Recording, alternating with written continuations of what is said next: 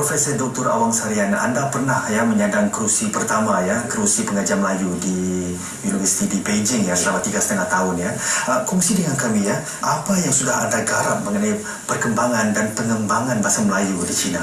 Ya, pertamanya sebagai penyandang pertama kursi pengajar Melayu di negara China, anjuran kerajaan Malaysia, saya berusaha meningkatkan program bahasa Melayu dengan memperkenalkan beberapa kursus baru, dan bukan sekadar seperti katakan ini, bukan sekadar penguasaan bahasa yang mekanikal atau mekanis. Saya menguasai unsur-unsur seperti sosiolinguistik, itu bagian hubungan bahasa dengan masyarakat. Kemudian alhamdulillah saya berjaya membantu rakan-rakan di sana membentuk ataupun mengasaskan pengajar Melayu peringkat sarjana atau MA yang pertama untuk seluruh negara China di Beijing Foreign Studies University. Dan kami juga membantu penubuhan program bahasa Melayu di universiti lain seperti di kota Nanjing ada Guangxi University di Guangxi University itu ada program baru pada tahun 2008, dan di Kunming Yunnan pada tahun 2010. Pada asasnya kami ikut serta dalam perencanaan. Demikian juga kursus-kursus ceramah dan pengisian di universiti lain. Ada 7 buah universiti di negara China yang mempunyai program bahasa Melayu, dan yang lain saya kira yang paling bagi saya membahagiakan, saya dapat melakukan penyelidikan di sana termasuk masyarakat Islam di pelbagai provinsi di negara China. Satu kesan yang mungkin saya kira penting saya sebut, iaitu saya katakan walaupun negara China itu sudah mencapai taraf yang tinggi, sehingga sekarang Amerika juga sibuk melabur di negara China sudah menjadi kuasa ekonomi barangkali yang kedua sekarang. Tetapi perhatian terhadap dasar-dasar kebangsaan, termasuk bahasa kebangsaan Mandarin itu sangat kuat. Di universiti tempat saya ditugaskan ada lebih kurang 60 bahasa asing diajarkan, termasuk bahasa yang tidak pernah saya dengar, tidak pernah saya ketahui, bahasa Hausa sebagai contoh. Tapi saya bertanya, mengapa ini diajarkan? Ya, kerana kita perlu mengenal budaya, perlu mengenal bahasa kebanyakan negara di dunia yang pada satu waktu mungkin dapat memberikan sumbangan pada ekonomi negara China. Jadi artinya keterbukaan mereka mempelajari bahasa asing itu jelas, termasuk bahasa Inggeris sebenarnya wajib lulus peringkat sekolah menengah di negara China. Tetapi keutamaan penggunaan bahasa Mandarin sebagai kebangsaan itu sangat nyata. Sebagai contoh, pemimpin asing datang ke Beijing dan sebagainya, itu semua dilayan dalam bahasa Mandarin. Disediakan jurubahasa daripada sekian 60 bahasa itu dilantik jurubahasa. Artinya itu satu kekuatan jati diri yang bagi saya sangat menarik dan menambah kekuatan saya bahawa kita di negara Melayu pun sepatutnya memiliki kekuatan seperti itu. Kita maklum ya Prof, bahwa dalam mungkin abad ke-15 atau 16 ya, kerajaan China ketika itu pernah menaruh minat yang begitu mendalam sekali terhadap alam Melayu ya. Adakah sekarang ini dengan China bakal menjadi sebuah lagi gergasi yang begitu besar sekali ya, akan ada gelombang kedua ya, minat sedemikian ke dalam alam Melayu? Saya melihat ada kemungkinan itu. Memang pada abad ke-15 dinasti Ming mengutus Laksamana Cheng He yang di alam Melayu kita kenal sebagai Cheng Ho. Cheng He itu memimpin armada yang cukup besar, bukan saja di alam Melayu sampai ke Asia Selatan, sampai ke Asia Barat. Tapi kalau dalam konteks alam Melayu, bagaimana hubungan pada dinasti Ming itu sangat memuncak. Nah, sebetulnya pada abad ke-7 pun sudah apabila Yi Qing sebagai seorang pendeta agama Buddha diutus oleh Maharaja China mempelajari bahasa Melayu, mempelajari adat istiadat Melayu, itu dirakamkan.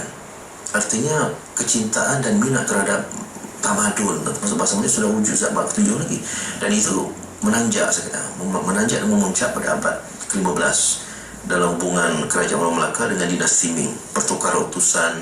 Dan yang menarik daripada rekod sejarah yang saya kaji di negara China, dinasti Ming pada itu mengarahkan penubuhan semacam badan bahasa yang bukan saja mempelajari bahasa tetapi juga melahirkan juru bahasa, penterjemah dan sebagainya, kerana mereka ingin mendalami budaya kita. Dan sudah sebenarnya yang dikatakan kamus dua bahasa pertama itu ialah Melayu Cina.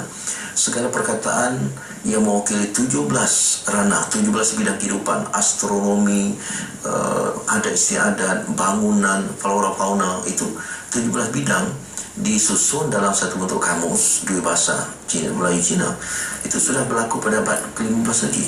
Dan melihatnya daripada sudut pandangan strategi ya, adakah anda juga tidak merasakan ya bahawa ini mungkin strategi pihak Cina ya dalam mengembangkan kuasanya untuk membeli alam layu, menerusi bahasanya juga? Ya, saya melihat barangkali agenda mereka itu kita tidak dapat menyelami dengan sebaik-baiknya ya. Tetapi memang saya tanyakan mengapa mereka mempelajari sejumlah 60 bahasa asing. Ya, memang dinyatakan terus terang peluang ekonomi.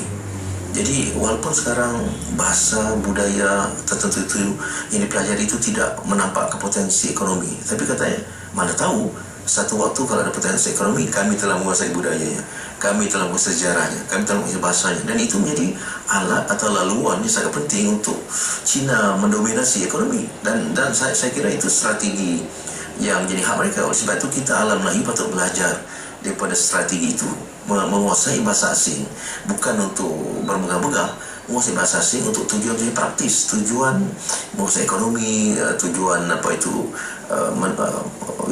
memperoleh sesuatu manfaat daripada pelajaran bahasa asing ini. Ingin saya dapatkan pandangan jauh anda, Prof ya. Kita maklum ya bahawa Cina akan menjadi sebuah gergasi ekonomi dan juga gergasi politik ya. Mula pun Sebagaimana pengaruh yang sudah Amerika Syarikat ada sekarang ya. Soalan saya kepada anda ialah, apakah selepas gelombang bahasa Inggris ya, kita juga akan dipukul ya dengan gelombang bahasa Mandarin? Ya, tetapi saya lihat polanya berlainan. Apabila Inggris datang menjajah dan meninggalkan kesan penjajahan, maka itu kita tahu dalam dasar pecah belah dan perintah di Empire Policy itu kesannya memang jelas. Anak jajahan biasanya semacam merindui, dalam tanda kutip, merindui kehidupan di bawah jajahan. Tetapi apabila kuasa seperti Cina datang, tidak dalam bentuk penjajahan, datang dalam bentuk gelombang ekonomi, datang dalam gelombang budaya. Oleh sebab itu dalam zaman Melaka tidak pernah berlaku pertempuran, tidak pernah berlaku pergeseran antara dinasti di Cina, dinasti Ming dengan kerajaan Melaka. Bahkan hubungan itu secara hubungan yang sangat murni, harmonis. Dan inilah saya kira dalam soal globalisasi sekarang, hubungan mestilah dilihat sebagai hubungan persepahaman tamadun, bukan dominasi. Seperti setengah-setengah kuasa barat, Amerika sebagai contoh, itu nak lebih mendominasi politiknya dan sebagainya, menjadi polisi dunia dan sebagainya. Tapi saya melihat setakat ini kuasa Cina tidak ke arah itu. Oleh sebab itu saya tidak begitu cenderung untuk melihat kebanjiran ataupun kedatangan tamadun Cina itu akan menenggelamkan bahasa Melayu, kerana kehadiran itu mungkin bukan sekarang ya, Prof. Mungkin gelombang kedua bahasa Mandarin ke atas bahasa Melayu ini akan bermula mungkin 10, 20 atau 30 tahun akan Oleh datang. sebab itu, kalau kita sudah menduga demikian, kita perlu ada persiapan mengukuhkan jati diri dan menjadikan bahasa Melayu sebagai bahasa standing dengan bahasa utama dunia lain. Dan ini sebenarnya sudah pun berlaku pada zaman dahulu. Semua ranah kehidupan, termasuk soal ilmu, soal hubungan diplomatik, perdagangan. Jadi orang Cina, orang Parsi, orang India, orang Arab datang alam Melayu, berdagang dalam bahasa Melayu. Adakah ini mungkin? Tidak mungkin, tapi kalau kita upayakan, insya Allah.